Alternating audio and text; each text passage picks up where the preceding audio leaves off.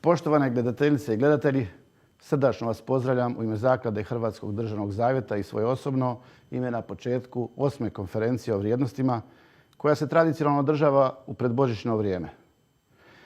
Ovaj se put ne vidimo na 17. katu u Zagrebu, na mjestu na kojem smo obično održavali konferenciju jer su nas COVID okolnosti natjerale na novo normalno. Svjesni smo kojom se brzinom danas mijenjaju događaji, gospodarstvo i društvo općenito. Međutim, neke vrijednosti, one demokršćanske, ostaju iste. Naravno, mijenjaju se okolnosti u kojima djelujemo, mijenjaju se akteri, a mijenjaju se očekivanja. Što su bile jučer, a što su danas demokršćanske vrijednosti u Hrvatskoj, Sloveniji, Njemačkoj i Europskoj uniji općenito? Na ta i druga pitanja naši će današnji govornici dati svoje odgovore i viđenja. Stoga pozdravljam akademika Željka Reinera, potpredsjednika Hrvatskog sabora, koji će nam govoriti o demokršćanskim vrijednostima u politici. Rektora Hrvatskog katoličkog sveučilišta, profesora doktora Željka Tanjića, koji će iznijeti svoje viđenje demokršćanskih vrijednosti u Hrvatskoj. I gospodina Janeza Cigler-Kralja, ministra rada, obitelji, socijalne skrbi i jednakih mogućnosti u Vladi Republike Slovenije, koji će nam govoriti o demokršćanskim vrijednostima u Sloveniji. Gospodo, zahvaljujem vam što ste se odazvali našem pozivu za sudjelovanje. Dame i gospodo, i ovaj događaj organiziramo u suradnji s našom sestrinskom i prijateljskom zakladom Konrad Adenauer, stoga posebno zahvaljujem gospodinu Holgeru Hajbachu i njegovim kolegama na vrlo uspješnoj suradnji u 2020. i obećavam im još intenzivniju 2021. godinu. Božić i božićno vrijeme, vrijeme mira i obitelji. Vrijeme u kojem analiziramo godinu koja je pri kraju. Za Hrvatsku ovo je bila velika godina na međunarodnom planu. Godina u kojoj je u izvanrednim okolnostima Hrvatska uspješno predsjedavala Europskom unijom. Želim nam zanimljiva izlaganja i razgovor, a vama i vašim obiteljima sretan i blagoslovljen Božić. A sada prepuštam riječ mom kolegi, gospodinu Hajbachu. Holger, bitte. Thank you very much, Srečko. Ladies and gentlemen, all our partners in Croatia and Slovenia, on behalf of the Konrad Adenauer Foundation, I would like to welcome you all to this conference that has a long tradition, as you said, but it takes place as something that you also mentioned in very unusual circumstances, which are called the new normal, although I'm not so really sure how normal that is, what is happening right now. But as the circumstances dictated, we are going to have to live with it. I think the year 2020 has been very difficult for all of us, and I know that you also suffered from the disease, and I'm very happy that you are here and that you are healthy, which is very, very important for us because we've been very long-time partners, and I want to thank you for the good cooperation that we had over the last years, and especially in 2020, where times were a little bit difficult and rough. As far as Croatia and Slovenia goes, especially Croatia, 2020 has been a very difficult year, not only because of the coronavirus, but also because of the earthquake that we went through, which destroyed our office and also heavily damaged the office of the Croatian Statehood Foundation. But we were able to turn our formats into online formats, and we were very innovative and very inventive, and were able to actually still continue with our work even under these somewhat odd circumstances. In general, I would say I'm very thankful to all of our partners in Croatia and Slovenia. I hope that we can continue our work in a more normal circumstance in the year to come, but for now we are doing the best that we can under the circumstances that we are in. So I would like to thank all our partners, especially the Croatian Statehood Foundation, especially you, Srečko, for the good cooperation that we had. I hope that we are going to continue that, and I wish all of us a Merry Christmas and a Happy New Year, and I hope that you all stay healthy. Thank you very much. Gospodine Hajbach, hvala puno na ovim riječima, a sada poslušajmo što je gospodin Željko Reiner, potpredsjednik Hrvatskog sabora, rekao o demokršćanskim vrijednostima u ovim teškim vremenima.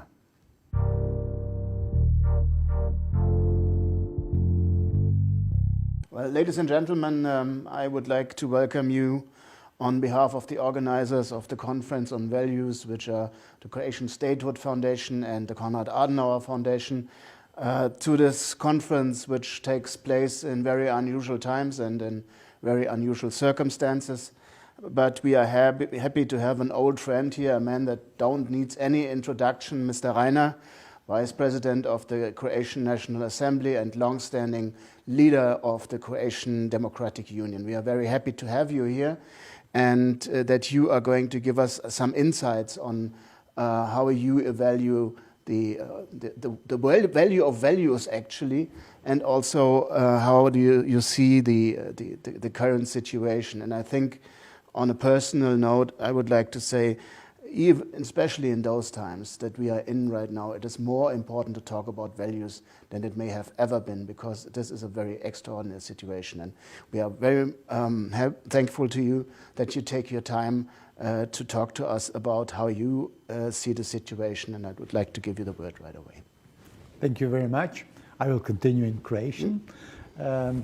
U javnosti se povremeno govori o demokršćanstvu, ali stiče se dojam da mnogi koji o tome govore zapravo ne znaju što je doista demokršćanstvo, kako u politici, tako i u društvu. I to i oni koji ga osporavaju i kritiziraju, ali nažalost nerijetko i oni koji ga podržavaju. Oni bolje obaviješteni će reći da je temelj djelovanja demokršćanske politike nastojanje da se osnovne kršćanske vrijednosti oživotvore u političkom životu i doprinose punini demokracije, da se na njima temelji funkcioniranje društva, te da demokršćanstvo nastoji uskladiti kršćanska, vjerska, etička i društvena načela s institucijama suvremene demokratske države. Uistinu, naravno, ta definicija jest točna, ali što ona stvarno znači?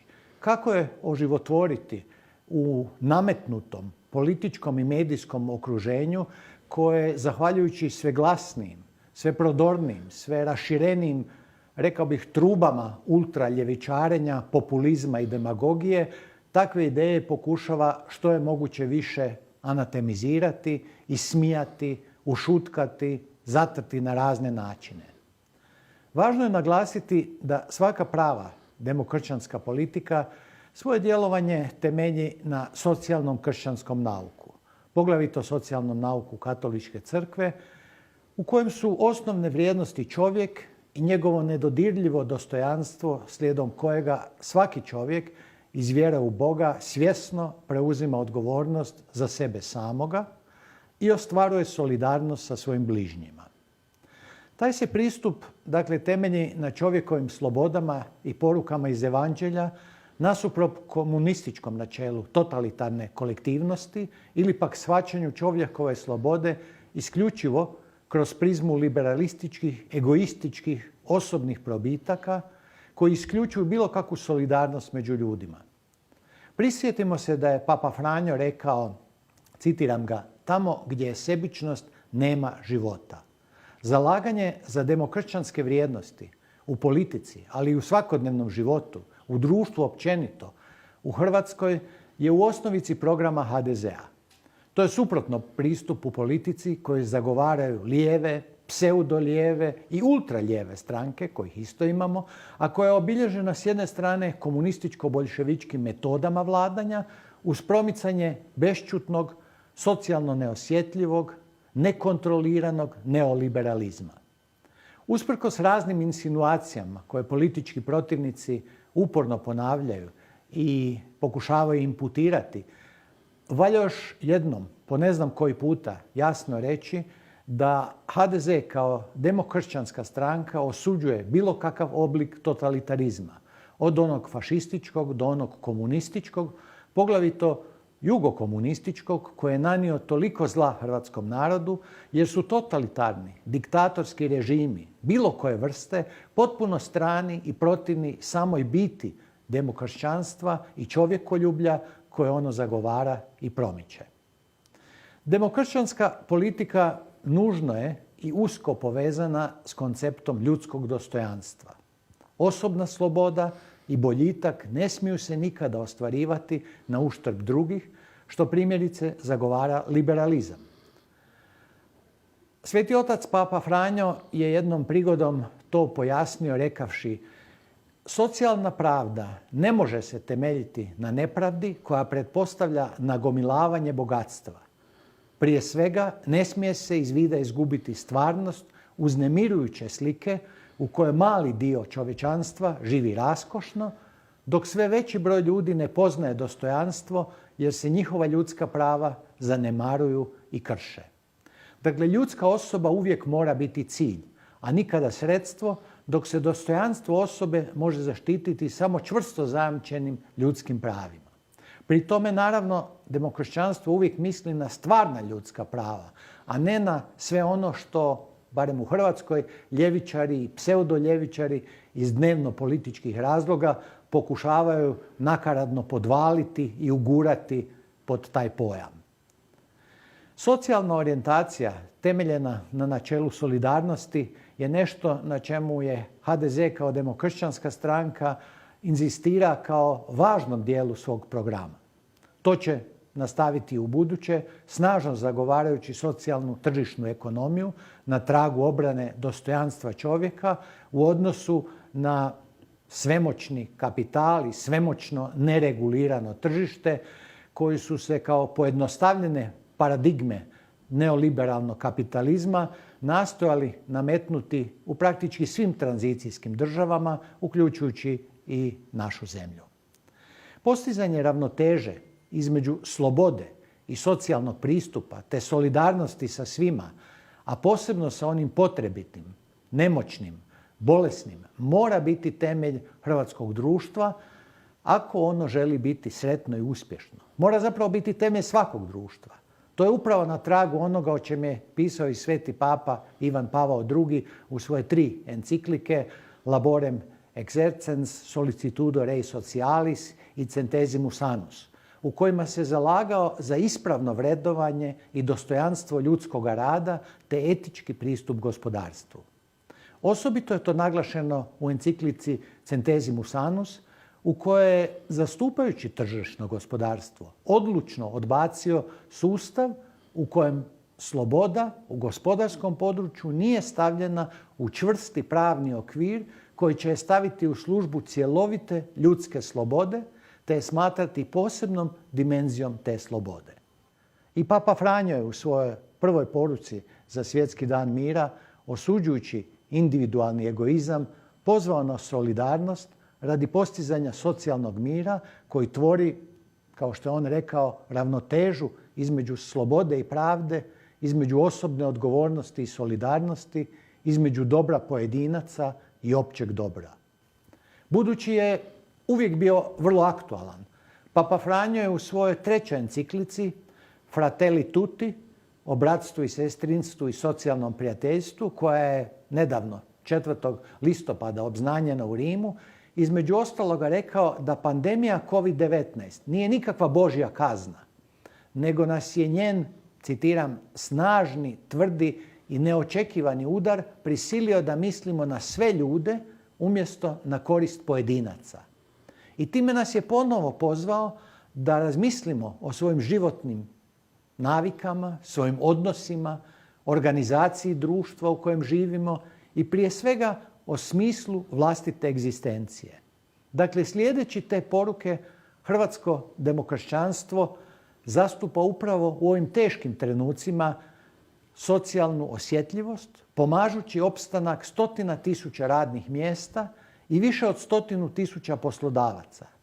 To činimo vodeći se, između ostaloga, idejom Pape Franje da je jedan od glavnih protivnika socijalnog nauka crkve tržišni liberalizam, koji Papa naziva neoliberalizam, opovrgavajući pritom nadu tržišnih liberala da će zbroj ostvarenja pojedinačnih, sebičnih interesa na kraju proizvesti najbolje za sve, već umjesto toga propovijeda dalekosežni oblik razmišljanja o solidarnosti radi ostvarivanja zajedničkog dobra. Dobra koji će biti jedno od važnih obilježja demokršćanskog svjetonazora.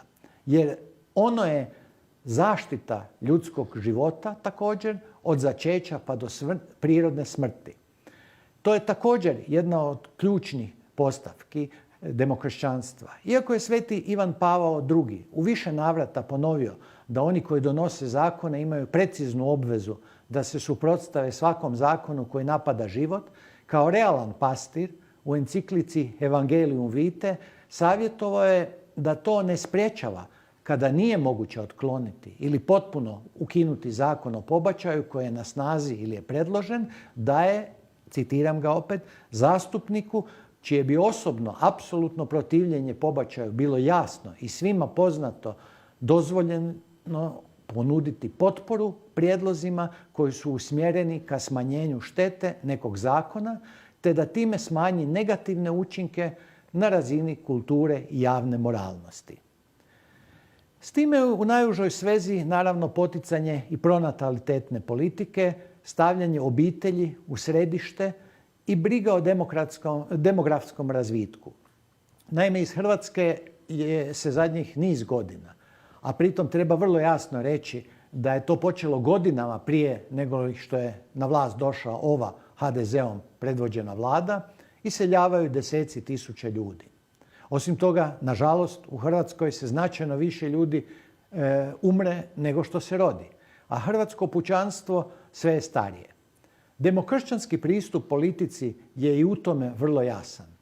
HDZ intenzivno radi na populacijskoj strategiji Hrvatske nizom vrlo konkretnih mjera pronatalitetne politike i pomoći, poticaja mladim obiteljima, jer držimo da je obitelj uz pravu, a ne samo deklaratornu podršku, jedno od najvažnijih jamstava opstanka hrvatskog društva uopće. Na kraju treba jasno reći nešto što mnogi neupućeni ne shvaćaju, a to je da se suvremeno demokršćanstvo nikako ne odriče pripadnika drugih vjeroispovijesti, od židovske do islamske i svih drugih, već ih objeručke prihvaća, snažno se zalaže za međureligijski dijalog i djelatno ga promiče.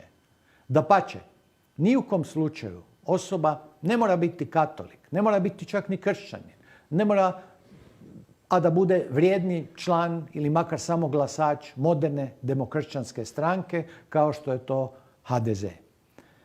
Ključno je da osoba podržava podjednaki svjetonazor i iste temeljne vrijednosti. A o vrijednostima je na kraju sve ovo što govorimo. Valja naglasiti naravno da i ateisti te agnostici također mogu dijeliti iste ili vrlo slične vrijednosti, pa nema razloga da niti oni, ako je to slučaj, ne podržavaju program suvremene demokršćanske stranke.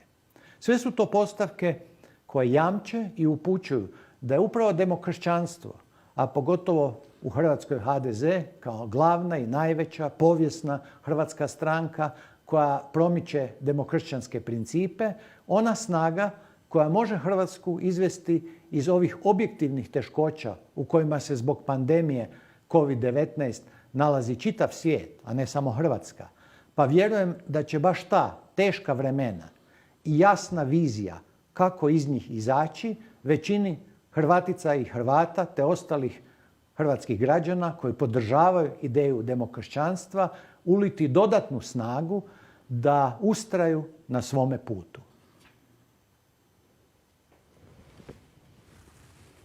Thank you very much, Mr. Reiner, for your clear words on the values that are instilled in the Christian Democratic Union of Croatia. I think I can say the same for CDU in Germany. Our approach is faith-based, but as you said, not everybody has to be a believer if they want to become member of the party or do their work in a society. However, I would think that with a Christian belief, there comes the belief that people have some rights that cannot be taken away on the one hand, but what people often overlook is that on the other hand, it also means you have certain responsibilities.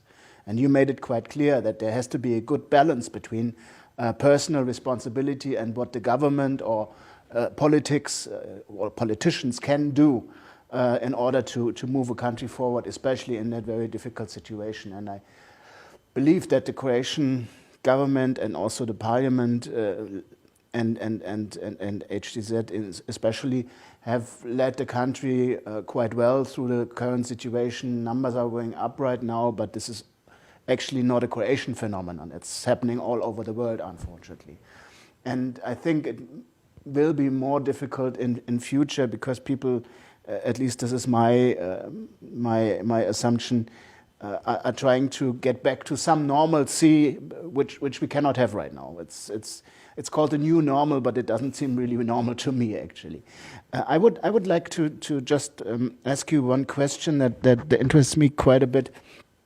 When you and your colleagues in HTZ had to decide on which measures to take and somehow to fight this pandemic, how did your value set help you to take those decisions? Pa upravo su naravno vrijednosti o kojima govorimo one koje su na neki način integralni dio svih tih mjera koje su poduzimane. Koje su poduzimane kako u onom prvom valu pandemije COVID-19, tako i u razdoblju kad smo bili prividno mirni, ja bih rekao, i bez značajnih brojeva oboljelih, a kamoli umrlih, pa onda i u ovom drugom valu gdje su, nažalost, u Hrvatskoj kao i u gotovo svim drugim europskim zemljama brojevi i oboljelih, a nažalost i umrlih puno veći. A kad govorimo o vrijednostima, onda je naravno upravo to u srži ravnoteže između s jedne strane brige o zdravlju ljudi, a s druge strane o pokušaju da se održi koliko toliko gospodarstvo. Jer ako se gospodarstvo potpuno uništi, onda ti ljudi neće imati od čega živjeti. I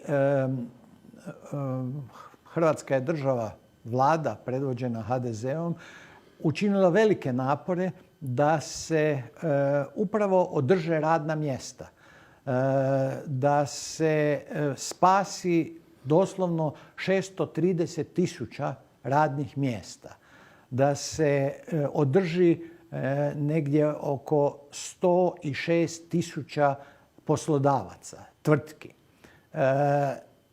Naravno da je to iziskivalo veliki financijski napor kojeg smo uopće mogli ostvariti zahvaljujući vrlo, ja bih rekao, promišljenoj gospodarskoj i financijskoj politici koja se vodila u prethodnih 3-4 godine, jer da nismo imali takvu mogućnost, takvu otpornost financijsku, ne bismo mogli to podnijeti. Ne bismo mogli podnijeti mjesecima davati ljudima koji su, nažalost, zbog epidemije bili kod kuće minimalnu plaću. Jest da je minimalna, ali su je dobivali svaki mjesec. Ne bismo mogli poslodavcima omogućiti da ne plaćaju poreze, da ne plaćaju doprinose i da tako tvrtke opstanu. I upravo je to ta vrijednost o kojoj trebamo govoriti, a to je solidarnost. To je solidarnost sa onim koji su potrebiti, solidarnost sa onima koji nisu mogli raditi radi objektivnih okolnosti, a trebalo se omogućiti njima i njihovim obiteljima da prežive, da tako kažem. Onda je došlo ljeto gdje nam je turistička sezona, otvoreno govoreći, bila puno bolja nego što smo se mi bojali.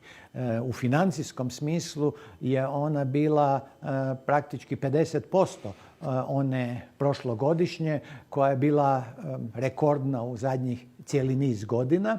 Međutim, s druge strane je to dovelo do određenog, ja bih rekao, malo opuštanja ljudi i dojma, iako smo znali, iako se to najavljivalo da će Well, I think we all hope that this is going to happen.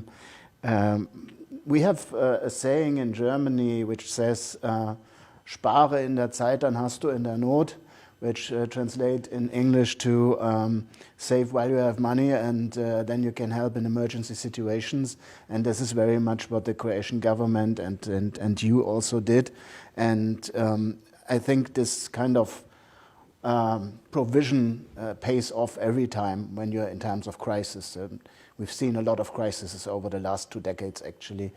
The other thing that I think is very important, and that would be my last question to you, is credibility. And, you know, to do what you say and to act upon what you said is very important. Unfortunately, we are now seeing not only in politics, but especially in media / social media, a lot of misinformation and disinformation, the so-called fake news phenomenon, which is not new, by the way, but it has been reinforced through the massive use of social media all over the place. My question would be, what could politicians do, or what can politics do in general to make it clear to the people what is true information and what is fake news? To je jako teško pitanje za odgovoriti, jer nažalost točno je da su mediji preplavljeni, ja bih rekao, upravo sa raznim dezinformacijama, poluinformacijama, fake newsima i tako dalje. Nije lako boriti se protiv toga, ali čini mi se da kao i u mnogim drugim stvarima u životu, protiv toga se zapravo može jedino boriti djelima. Jedino boriti na taj način da ono u što vjeruješ, ono što zastupaš, pretvaraš u svakodnevno djelovanje i u konkretne poteze, političke poteze kojima postižeš vjerodostojnost. Ja sam uvjeren da, evo, kao što sam malo prije spomenuo, 630.000 ljudi koji bi ostali na cesti, koji bi ostali bez posla, koji bi možda neki ostali gladni, jer nisu to samo oni, to su i njihove obitelji. Ponekad cijele obitelji ovise o nekome ko radi. Ako uspiješ u konkretnom slučaju omogućiti da oni prežive jedno teško razdoblje u kojem naprosto nemaju šta proizvoditi, nemaju šta prodati kome i tako dalje, nemaju kupce čak i da proizvedu nešto.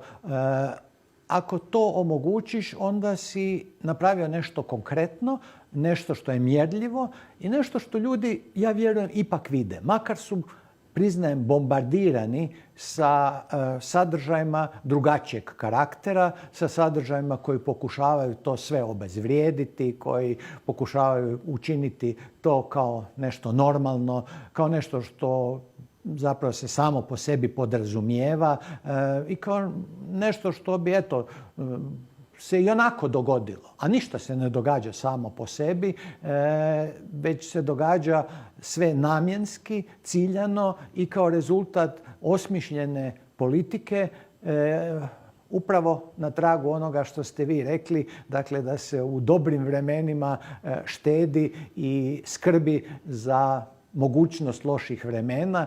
Srećom smo mi to napravili pa smo uspjeli jedan dio loših vremena preživjeti. Ja se nadam da ćemo i ostatak ove pošasti COVID-19 uspjeti preživjeti, a onda ćemo i mi kao i ostatak Europe i veći dio svijeta polako, nemojmo se zavaravati, neće to biti preko noći, polako izlaziti iz recesije i nadam se da će krivulja gospodarskog rasta opet polako ići prema gore.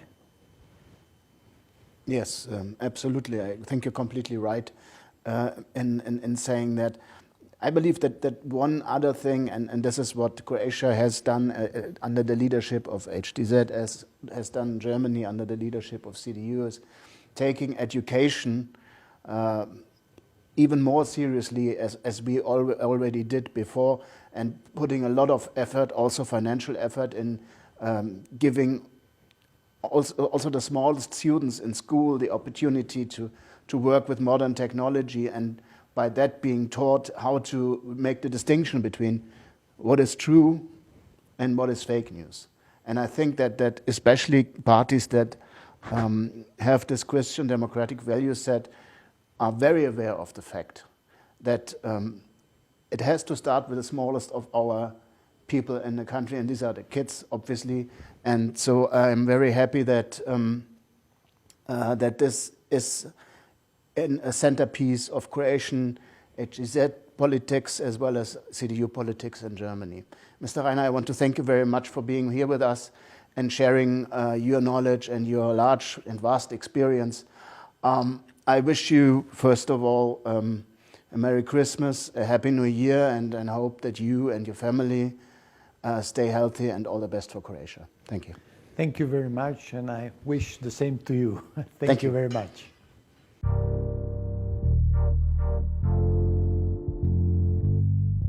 Bio je ovo potpredsjednik Hrvatskog sabora, akademik Željko Reiner, i njegova razmišljanja o očuvanju demokršćanskih vrijednosti.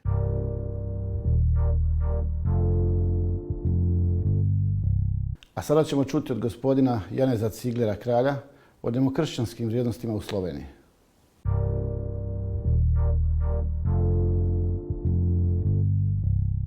Spoštovani, v izjemno čast mi je, da vas lahko pozdravim in se zahvalim Fundaciji Konrada Adenauerja, ki nas že leta podpira pri prizadevanjih za širjenje demokratičnih in humanističnih vrednot.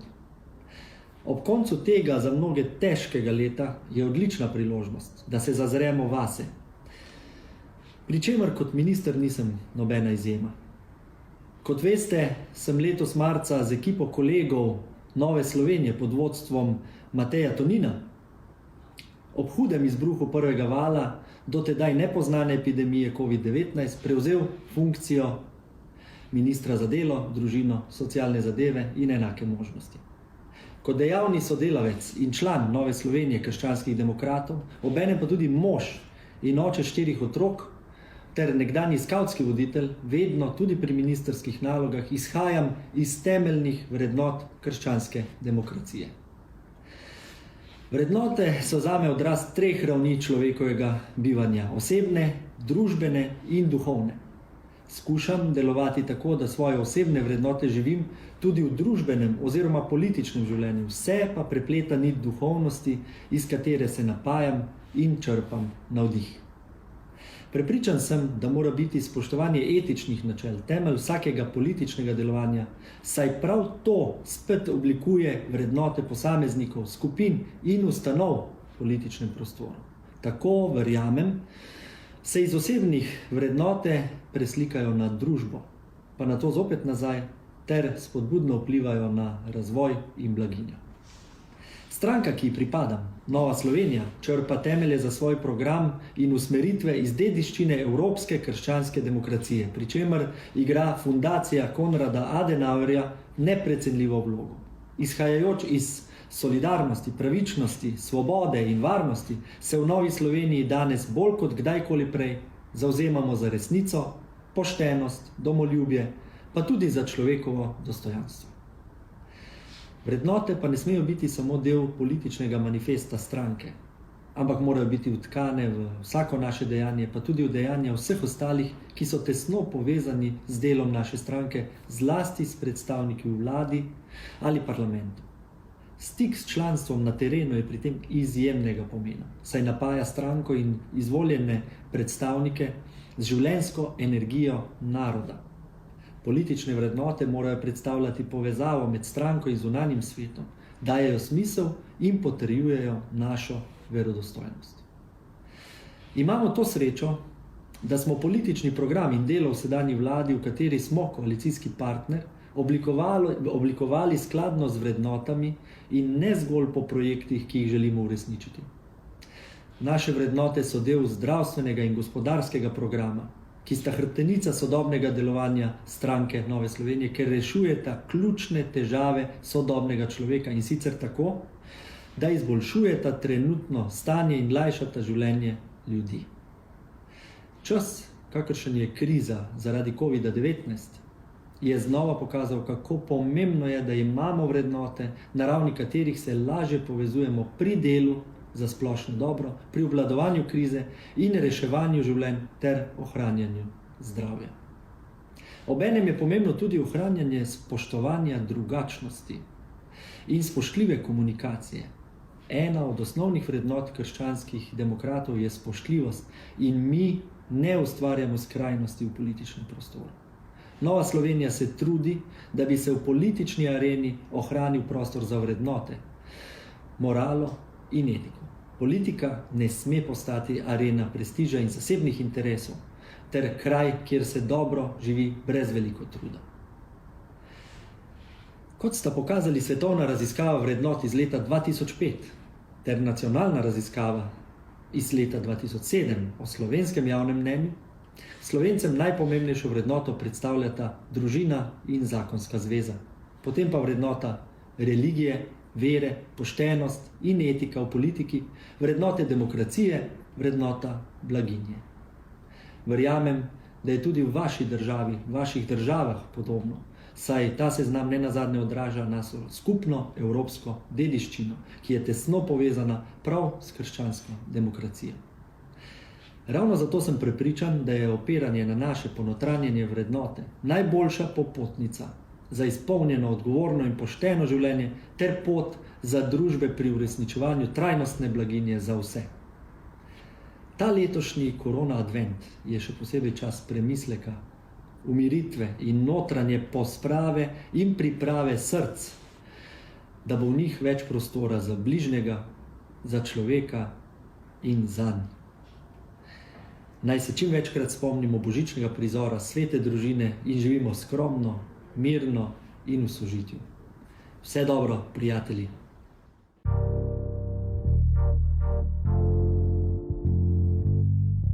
Idemo sada poslušati i rektora Hrvatskog katoličkog sveučilišta, profesora doktora Željka Tanjića, koji će nam približiti ulogu katoličke crkve u vrijeme pandemije koronavirusa.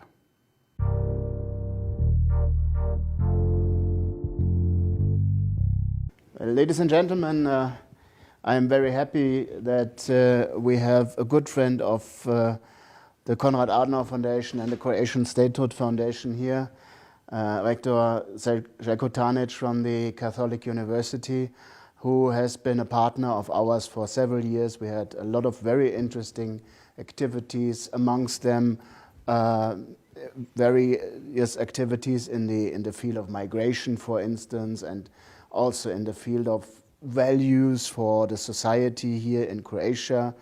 And I'm very happy that you made yourself available again to talk to us a little bit about what the role of Christian faith, the church, and the actual situation that we are living in is holding for us. I mean, I always say in all public appearances that before 2020, I always believed that the fall of the Berlin Wall and the German reunification would be the two defining factors of my life.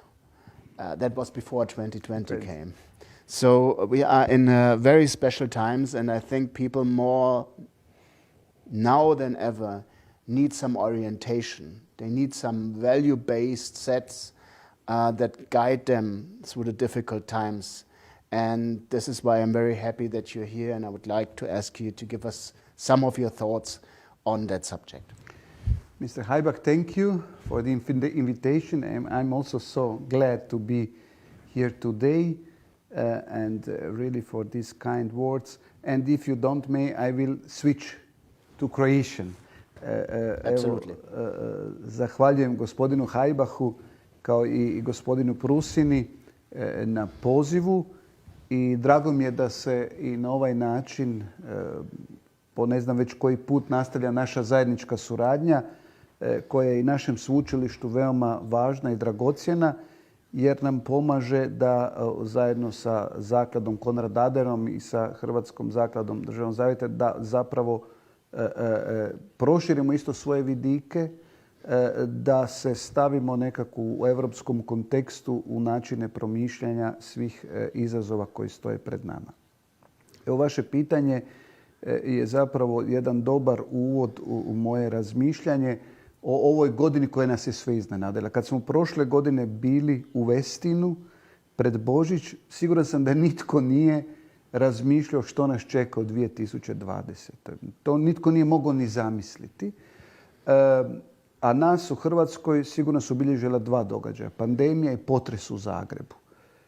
Oba ta događaja su promijenile sigurno puno naših razmišljanja, a ja bih rekao da su nas prvenstveno i kao pojedince i kao zajednicu stavili pred mnoštvo pitanja o tome što je život, koliko mi kao pojedinci zajednice uopće možemo predviđati što nas čeka, kako u takvim uvjetima planirati društvo, naše odnose i kako prije svega naći najbolja rješenja za izazove koji su pred nama.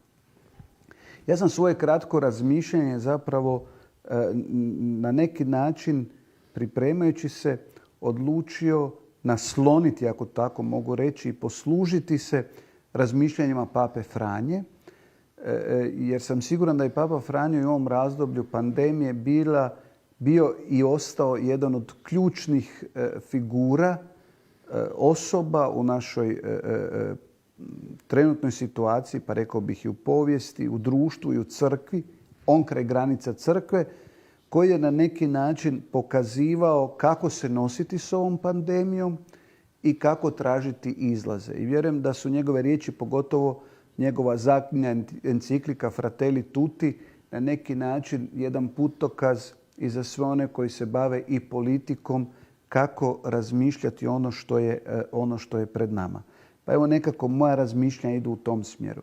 Rekao bih da je se Papa Franjo pokazao kao otac koji je sposoban svoju djecu primiti za ruku, prateći ih i podržavajući ih u neizvjesnosti, u strahu od smrti, potičući ih na reakciju, na djelovanje, brinući se o njihovim potrebama, zalažući se za predanost institucija, kako pojedinci ne bi ostali sami, ne bi patili od gladi ili osjetili gorke posljedice, recimo u ovoj ekonomskoj krizi gubitka posla.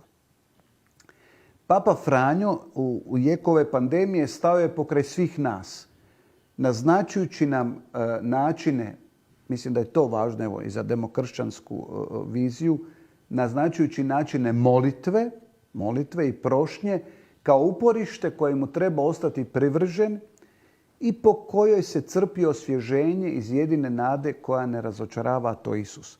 Dakle, rekao bih da nas Papa Franjo poziva da otkrijemo i u ovoj pandemiji važnost duhovnosti. Mi vidimo i kada su ljudi usamljeni, pogotovo stariji, koliko je važno njegovanje duhovnosti.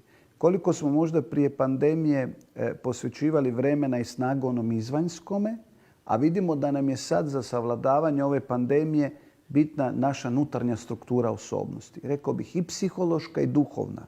Pa onda to poziv i nama koji se inspiriramo i demokršćanskim vrijednostima da ne zaboravimo na duhovnost kao na važan element za naš osobni i zajednički život. Rekao bih da Papu Franju danas najviše brine da ljudi ostaju bez posla, a znamo da bez posla obitelj i društvo ne može dalje.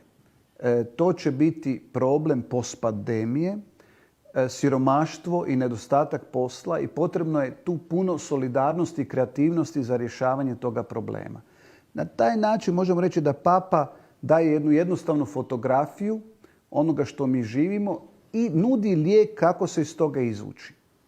Ne smijemo se prepustiti iskušenju da vjerujemo da možemo sami i ne smijemo upasti u neke stare obrasce koji zatvaraju i ne pomažu. Evo, to bih rekao. Papa nas na neki način poučava da moramo brinuti jedni za druge. To je nešto što smo naučili u ovoj pandemiji. Da ne možemo sami rješavati zajedničke probleme, nego da moramo naći zajednička rješenja na zajedničke probleme, da ih moramo tražiti, a da ti zajednički problemi uključuju prije svega pitanje socijalne pravde i društvene pravde. I zato je vjerujem i u Europi i Europskoj uniji jako bitno pobrinuti se da u ovoj krizi oni koji su najugroženiji, najslabiji tu krizu osjete ili najmanje osjete, ali da ne budu ostavljeni na margini. Mislim da je to nekako zadaća koja proizlazi i iz, rekao bi, demokršćanske vizije politike, brinuti se za one koji su na rubu i koji su na margini. I mislim da ove današnje politike Europske unije pokazuju da postoji želja da se iziđe u susret svima onima koji su pogođeni pandemijom, ostali bez posla ili su se našli u poteškoćima vezanim uz posao, a to znači uz prehranjivanje vlastite obitelji. Drugo, iz toga proizlazi važnost zajedništva. Biti zajedno, biti kao zajednica, to je jedno od najsnažnijih osobina koje je obilježila razmišljanje Pape Franje u teškoćama koje su izazvane koronavirusom. Tako on spominjao sam slaveći misu kako se zajednica svako jutro sastaje u molitvi, sudjelujući preko vatikanskih medija na misiju Svetoj Marti. U molitvi osjeća dah Božji, kako je Papa napisao, ali svjedoči da smo se u ovom čamcu svi našli. Svi smo krhki, svi smo zbunjeni, ali istodobno otkrivamo da su svi ljudi važni, da su svi ljudi potrebni pomoći, da svi možemo u istom reći, u istom brodu, u istom čamcu zajedno trebamo veslati i da trebamo tješiti jedni druge. Kako je rekao Papa, svi smo na ovome brodu zajedno. Niko ne može izaći. To je ono što nas poziva na to zajedništvo. Mislim da je svima slika Pape kako pod kišom i pogledom raspela San Marcello koja se nalazi u Rimu i pred slikom Majke Božje Salus Populi Romani, da niko neće zaboraviti tu sliku. I što Papa tamo kaže? Moramo ponovno otkriti da smo zajedno braća i sestre koji u ovoj oluji koja je skinula mnoge šminke, pogotovo onog našeg ega, u ovoj pandemiji u kojoj smo mi prije toga mislili puno stvari nam je važno, ali nismo se obazirali ni na ratove, ni nepravde, ni na pustoš koju smo ponekad ostavljali ne misleći na ekologiju. Možemo reći da nam je pandemija, da nas je gotovo razgolitila, da nas je prisilno skinula od svih naših lažnih sigurnosti koje imamo i kao pojedinci i kao društvo, ali nam je i ponudila jednu novu mogućnost. A to je da ovo što nam se događa pretvorimo u dobro. Pa i ono što je loše. Dakle, ja mislim da je to nekako odgovornost, rekao bih, i političara i javnih djelatnika, da svi budemo svjesni da situacija nije dobra, ali da nije bezizgledna i da ne smije biti bez nade i da moramo misliti na situaciju poslije pandemije i da moramo misliti da u toj situaciji nitko ne smije ostati iza, nego da svi moramo ići naprijed i prema tome svi smo na neki način pozvani ovo što je loše vidjeti kao priliku da pretvorimo u dobro djelovanje, u dobre osobne odnose, u dobre javne politike koje će nam pomoći da ojačamo i strukture našega društva da se onda mogu nositi s ovakvim izazovima. Naravno, rekao bih, taj naš poziv da isto vidimo da nas Bog u tome prati, da nas vodi i da On nam daje snagu da, premda se susrećemo s poteškoćama, ipak imamo vedrinu duha. Da ne izgubimo tu vedrinu duha. To je jako bitno jer vidimo često da su ljudi zapali u depresiju, da su ljudi zapali u potištenost, ali ta vedrina duha koja može doći samo iz unutarnje snage kad netko zna što želi u ovoj krizi učiniti nam je jako bitna. Ja bih rekao da to nije bitno samo za pojedince, nego je bitna i za društvo i za politiku. Evo, i to je Papa upravo izrekao na lijepim riječima da Bog unosi u vedrinu naše oluje jer s Bogom život nikada ne umire. To je nešto što on izrekao i mislim što nam svima može i u ovom predbožićnom vremenu biti jedan poticaj. U ovom preokretu života, navika, Franjo svoje misli usmjerava i prema onima koje definira kao heroje, koji objašnjava on u jednoj svojoj homiliji za misu na Cvjetnici, nisu oni koji imaju slavu, novac i uspjeh, već oni koji daju sebe kako bi služili drugima. Dakle, to nas uči da mi prepoznamo ponovno ljude koji su zapravo važni za društvo, bez kojih društvo ne može opstati. Ljude koji su se spremni žrtvovati, ljudi koji su spremni učiniti nešto za opće dobro. Papa ih definira u tom jednom kršćanskom pogledu da su to sveci i susjedstva. U prvom planu u borbi protiv virusa, liječnici, medicinske sestre, volonteri, svećenici koji su mnogi dali svoje živote. Ali ima i drugih ljudi, mnogo nevidljivih, rekao bih, muškaraca i žena koji su djelovali i koji su bili prisutni. To su ljudi u javnim službama, to su od onih koji čiste, od onih koji rade u trgovini. Dakle, svi su oni dali svoj obol. Nekako je na neki način isto prilika za ljude u javnom djelovanju i politici da i oni promisle i vide jesu li oni heroji ovoga trenutka i koliko smo i mi takvi heroji ili sveci susjedstva koji će više misliti na opće dobro nego na svoje interese. Kao što rekoh, u srcu pape ima mnogo nevidljivih. Muškarci, žene, pogrebne službe, zatvorenici, siromašeni, ostavljeni na ulici usred oluje, ali ne napušteni od crkve i društva koja treba grliti i tješiti, koji treba tim ljudima pomagati. U ovoj nas pandemiji uznemiruje smrt mnogih, posebice starijih naših sugrađana, ljudi koja prekida nit prijenosa znanja i iskustva na najmlađe. To je zamračenje koje može svima naštetiti. Prije svega starijima jer su sami u suočavanju s najtežim prolazom. Djeci, kako papa kaže, plodnoj zemlji kojoj nedostaje sjena drevnih stabala. Papa Franjo je puno puta u ovoj pandemiji govorio o starijima. Rekao je, molimo za starije osobe, posebno za one izolirane ili za one koji su u domovima umirovljenika. Oni se boje. Čega se najviše boje? Boje se da će umrijeti sami. Smatraju da je ova pandemija za njih kobna. Mi ne smijemo zaboraviti kao društvo da su oni naši korijeni, da su oni naša povijest, da su nam dali vjeru, tradiciju, osjećaj pripadnosti domovini, društvu, da su nas podučili nekim vrijednostima. I nas sve potresa iznutra to što se događa. Nastavljajući osjećati njihovu blizinu porukama, pismima, propovjedima, Papa Franjo, kako dani prolaze, shvaća opasnost. Ne smijemo zaboraviti one koji su ostali. Ne smijemo zaboraviti starije. Ne smijemo zaboraviti nemoćne. Kad smo vidjeli na televiziji razne slike, od masovnih grobnica do beskućnika smještenih recimo na parkiralištu u Los Angelesu, gradu koji ima 100 praznih hotela. Ostaje papa i svi mi zapanjeni pred tim često ravnodušnim egoizmom koji nas razara, koji odabire ljude i koji ih odbacuje jer su siromašni. A ova nas pandemija želi podsjetiti da ne postoje razlike i granice između onih koji pate. Svi smo mi krhki, svi smo isti, svi smo dragocjeni. Ono što se događa potresa nas iznutra. Vrijeme je da svi učinimo, da tu nepravdu uklonimo, da smanjimo nejednakosti, da izliječimo nepravdu koja podriva i duhovno, i materijalno, i tjelesno zdravlje čitavog čovječanstva. I rekao bih za kraj, Papa nas poziva da njegovim pogledom i mi pogledamo do granica novoga svijeta.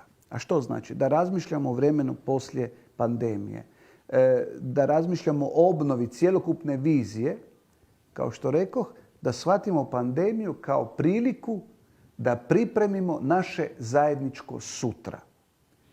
Priprema za ono što nas čeka nakon pandemije veoma je važna.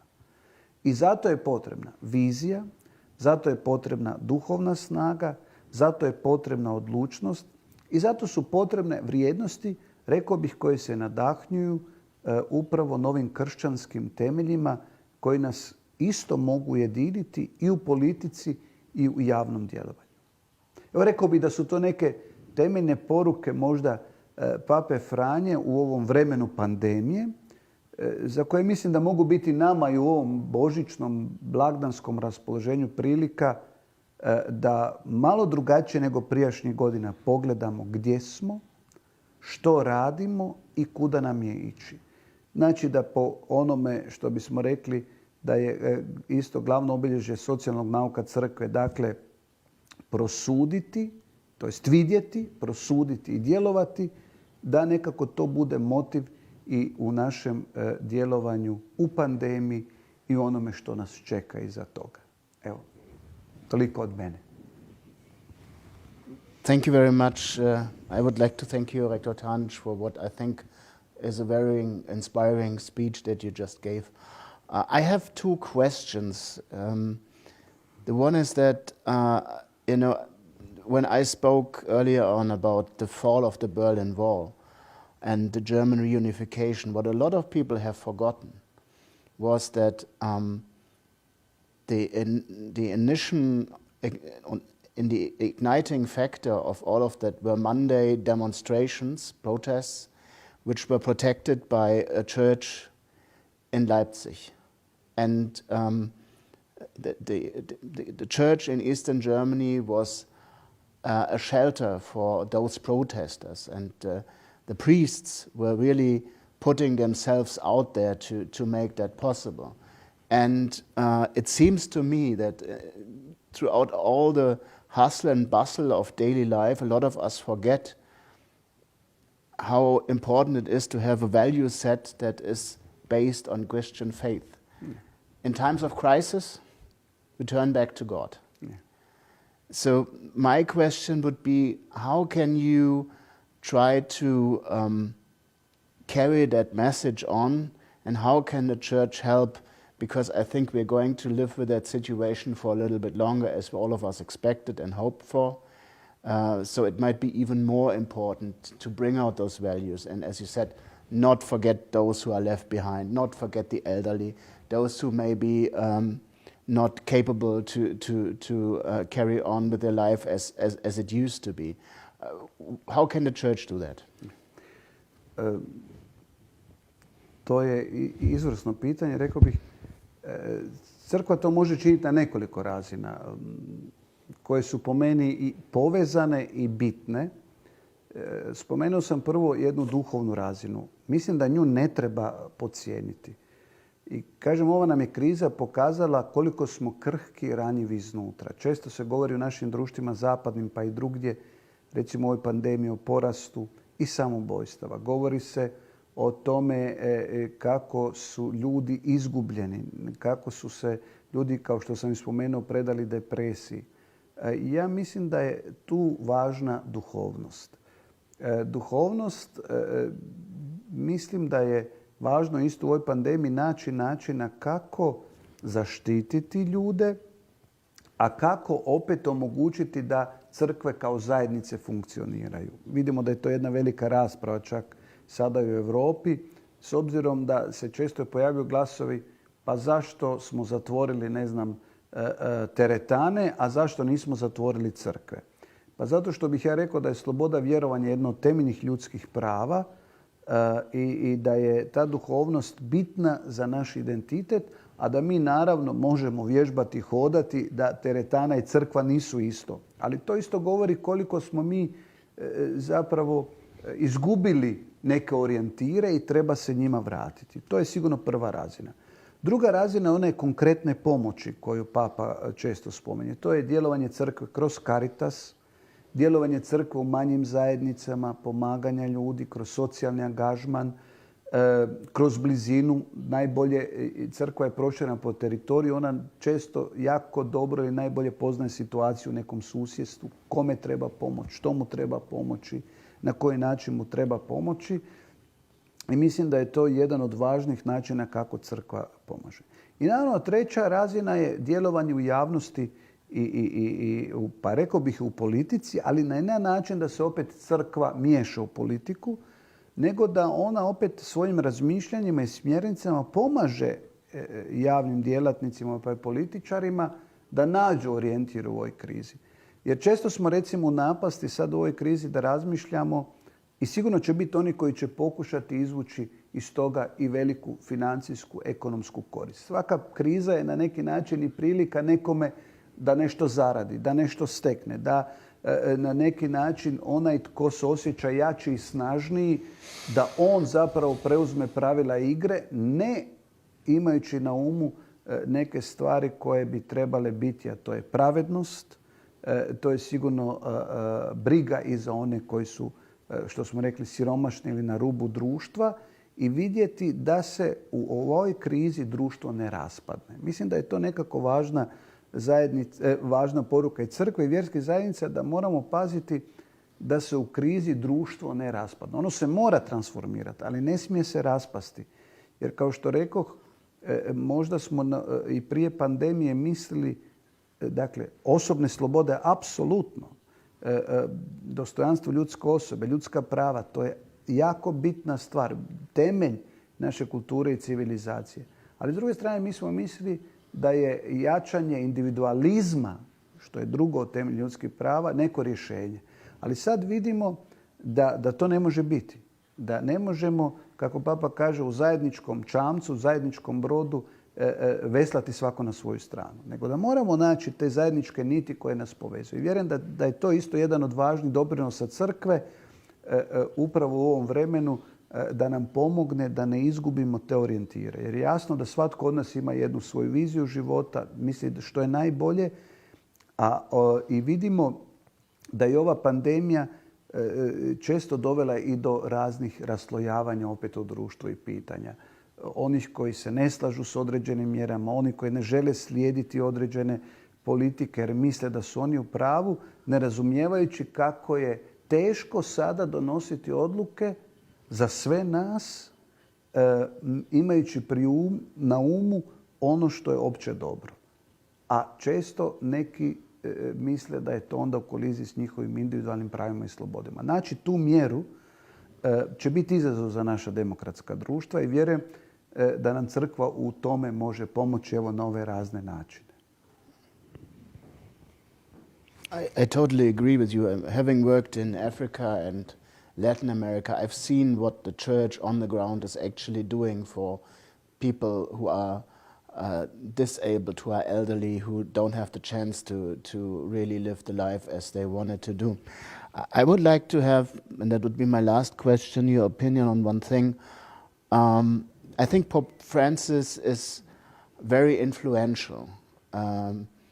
And I think since Pope John the 23rd, with the Second Vaticanum, he is somebody who transformed the church in a certain way. And it's not only through the encyclica that you were referring to, but if you look at the nominations for the cardinals that he just made, he nominated a Chilean, the second cardinal next to Cardinal Errázuriz, and he nominated the first person of color from the United States to become a cardinal. So I think he is, and that is my view, and I would like to hear your opinion on that. I think he is making the church actually like an image of the world, even more as it used to be before, and makes it even more inclusive. And I think that is also what is reflected in what you said and what the Pope said in his encyclica, that we must not leave anybody behind. Yeah. Would you agree to that? Slažem se u potpunosti. Napravili ste dobru usporedbu Ivana 23. i Pape Franje, ali zanimljivo je i da Ivan 23. i kao i Papa Pavao VI i iza njega su imenovali različite kardinale, otvarali pomalo crkvu izvan Europe, izvan granice onoga na što smo mi navikli. Svatko na svoj način. Ono što je zanimljivo kod Pape Franje, kod imenovanja kardinala, je nešto drugo. On ne samo da to čini više svjetski, u smislu da je više kardinala iz drugih dijelova svijeta, iako broj recimo Talijana ili Evropljana ne pada tako drastično, nego odabirom mjesta iz koje dolaze kardinali pokazuje jednu zanimljivu činjenicu. Recimo, on je imenovao kardinalom jednog biskupa sa Bruneja, koji u svojoj biskupi ima samo 5 svećenika, ili 3 ili 5, sad ne znam točno. To je za nas nezamislivo, gdje je on u potpuno jednom drugačijem okruženju, ali Papa gleda te male zajednice, na te crkve koje su možda na rubu događanja, ali gdje on vidi da one rastu i da one imaju budućnost. Na neki način, po imenovanju kardinala, isto Papa nas upućuje upravo na taj pogled prema naprijed. Da ne mislimo ako je stanje sad tako, ako je to mala crkva, ako je to mala zajednica, da će sutra biti tako. Da trebamo vjerovati da se može dogoditi jedno čudo, ali s druge strane on pokazuje da te zajednice, što je zadaća i nas kršćana, mijenjaju njihova društva gdje jesu prisutni. I čak ako to društvo nije većinski kršćansko ili katoličko, znači oni pomažu da određene vrijednosti bude prisutne i Papa ih želi u tome osnažiti. Dakle, rekao bih i kroz imenovanje kardinala Papa govori onome što je njemu bitno. Kako osnažiti i učiniti vidljivima one koji su na rubu i koji su često u našem društvu nevidljivi. Njima dati glas i dopustiti da oni budu prisutni i kako on često kaže, mi u ovoj krizi moramo slušati i učiti od onih koji su siromašni jer nam oni mogu pokazati put koji nam je ići. Pa bih rekao da je na neki način u tom smislu nas Papa Franjo usmjerava i kroz ovu pandemiju.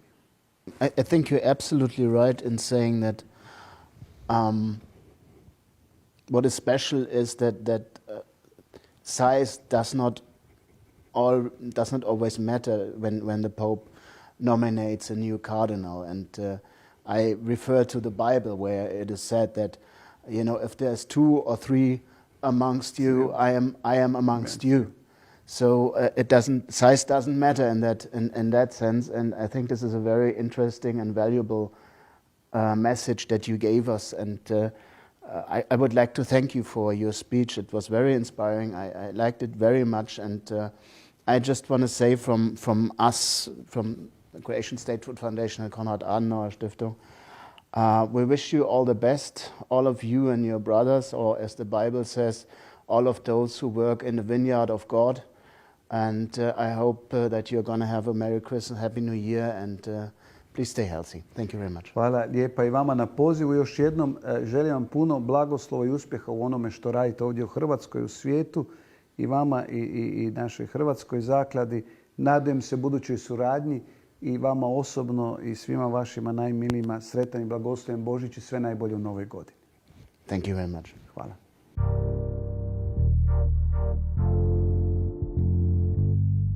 Bio ovo Željko Tanjić, rektor Hrvatskog katoličkog sveučilišta.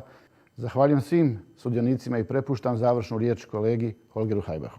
Thank you very much, Srećko. I would like to connect to what you have been saying. I would like to thank all the speakers of the conference. I would like to thank the Croatian Statehood Foundation and my team for organizing this conference. As I said in the beginning, I wish you a Merry Christmas and a Happy New Year, and I hope that in the year to come we are going to meet in some more normal circumstances and we can actually have the personal exchange amongst each other. And I wish all of you to stay healthy and fine, and all the best to you and your families. Thank you very much.